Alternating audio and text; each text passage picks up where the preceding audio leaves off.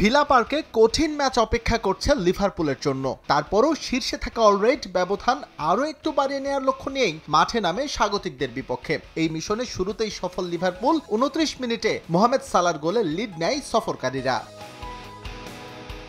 সমতায় ফিরতে খুব একটা সময় নেয়নি অ্যাস্টন ভিলা। 38 মিনিটে দৃশ্যপটে আসেন ইউরি টেলসমান্স। ডি বক্সে ঘুরপাক খেতে থাকা বল চলে আসে তার পায়ে। শক্তিশালী ভলিতে এলিসন বেকারকে পরাস্ত করেন তিনি। সমতায় ফেরে উনাই এমেরির দল।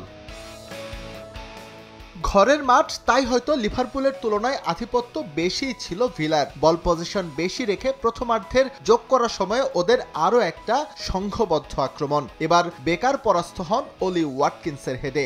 লিড নিয়ে বিরতিতে যায় অ্যাস্টন ভিলা।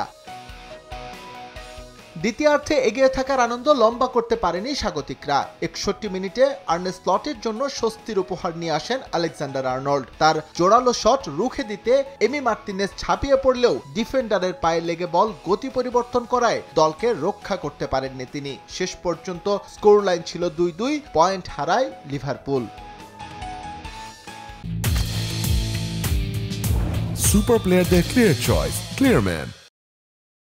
এদিকে প্রাক মৌসুম খুব একটা ভালো না কাটলেও সিজনের শুরুটা ইতিবাচকভাবে করেছে ইন্টার মায়ামি। যদিও মার্কিন যুক্তরাষ্ট্রের কানসাসে গিয়ে ম্যাচ খেলা খুবই কঠিন ছিল মেসিদের জন্য।